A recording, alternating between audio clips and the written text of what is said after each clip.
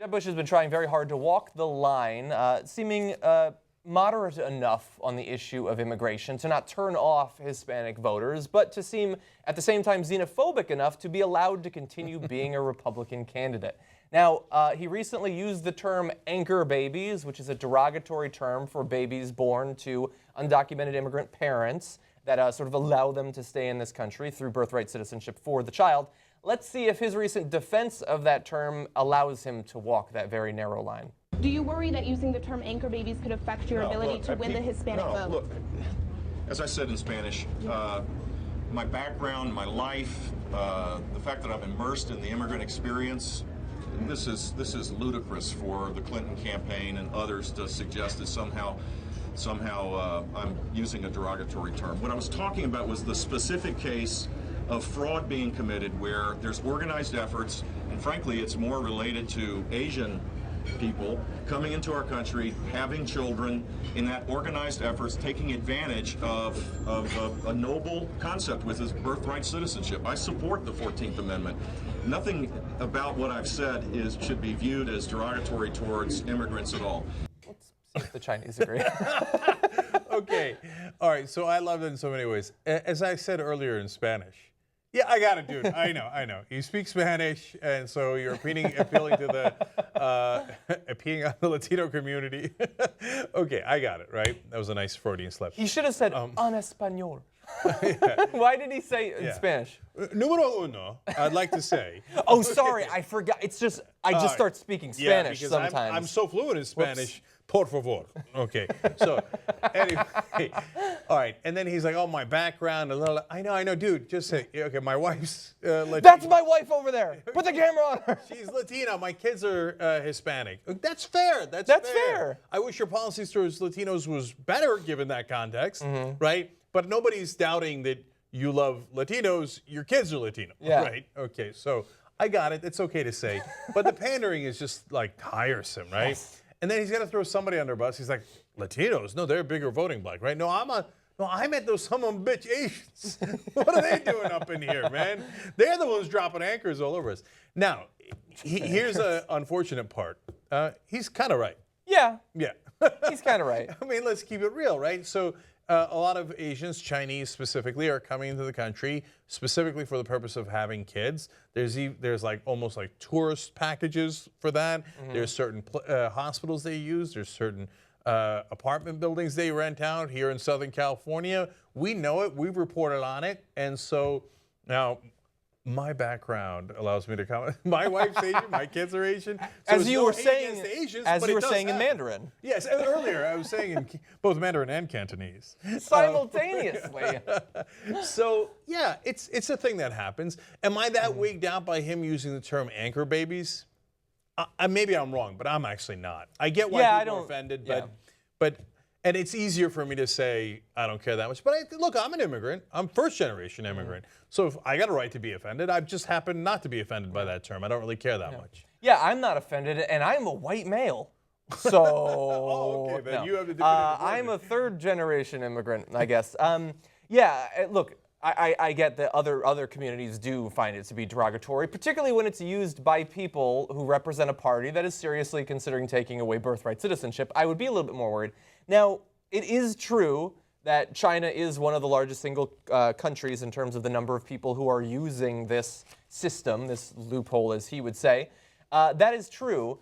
That's not my problem with it. It's when he talks about in the organized fashion. And look, you can say that what he means there is the fact that they have hotels or hospitals or whatever, but he makes it seem as if the government itself is setting up some sort of plot to slowly take over the country.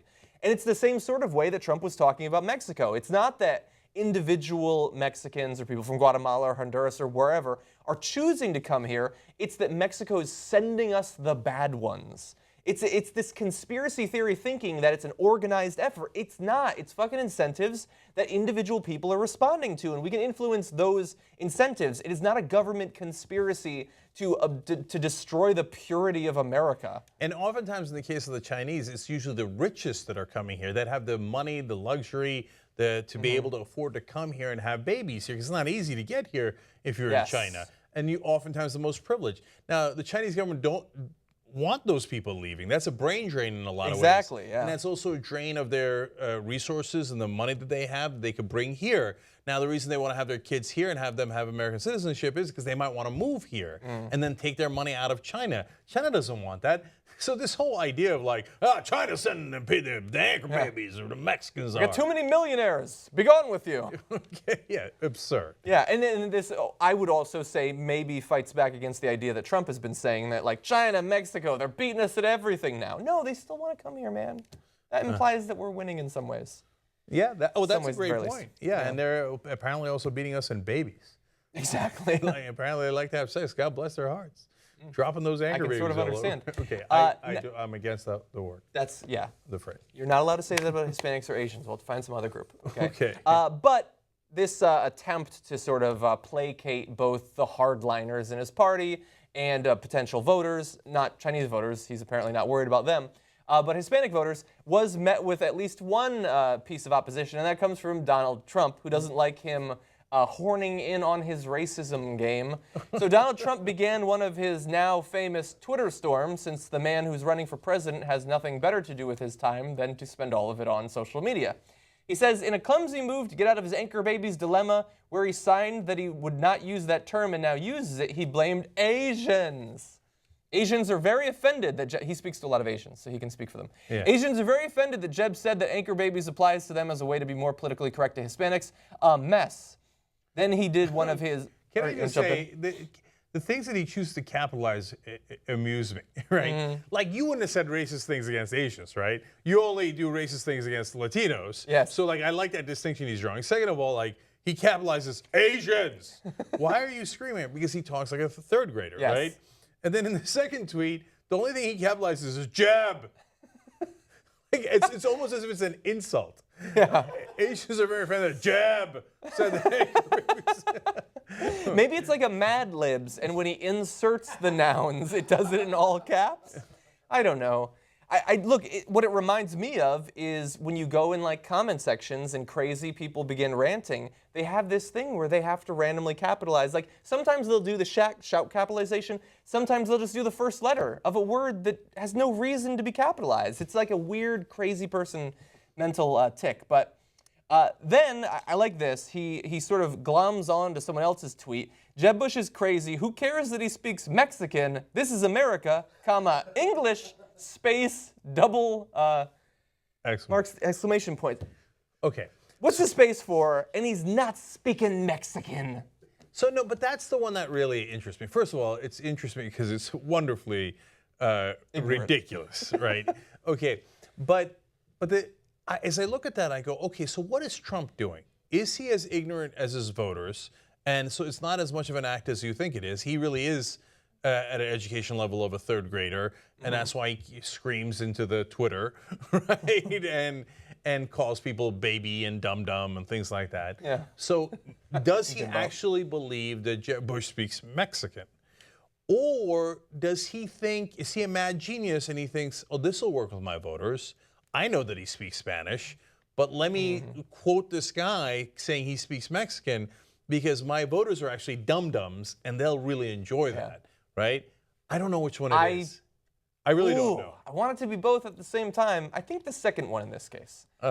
And he seems to have as his strategy on social media because for some reason he gets to just be a crazy person on Twitter and nobody cares. Like if Obama, can you imagine if Obama was doing retweet attacks against political opponents? Anyway, for some reason it's okay for him. He gets to do, if he retweets something, it's okay. Like he won't call Megyn Kelly a bimbo, he just keeps retweeting that she's a bimbo. And again, for some reason, it seems to be working. Could you imagine if during the 2008 election, Obama and Hillary Clinton are running, and Obama starts tweeting like, Hillary's a dum-dum, a baby, a loser. Can you imagine? By the way, some of these tweets are sent at 3:49 a.m. I believe there's some chance that Trumpenstein does not sleep. Doesn't sleep. And that's why he's lost his mind, because you need sleep, man. Exactly. This is what happens. If you're retweeting crazy tweets at 3:49 in the morning, you got big issues, man. He's just fucking sending retweets and he's liking Megyn Kelly's vacation photos from 3 years ago. That's what he's doing at 3 a.m. and that's pretty much it at this point. I bet he does. I bet he does. Okay, let me give 2 more quotes. I can't get enough of these tweets. Jeb Bush never uses his last name on advertising, signage, material, etc. Is he ashamed of the name Bush? A pretty sad situation. Go Jeb. So is he a supporter of Jeb or not? I guess he's being sarcastic with the Go Jeb. I don't know why he didn't capitalize it, though. Jeb. Maybe he used his all caps on Bush, and he was all capped out in that tweet. Look, Trump loves his last name, that's true, but he also likes to be called the Donald. Is that him running from his name? Yeah, good question. I hear that Trump makes the best steaks in the world. I wouldn't be ashamed of that name, personally. Jeb Bush talked about my border proposal to build a quote-unquote fence. It's not a fence, Jeb. It's a wall. And there's a big difference. I got to start tweeting like this.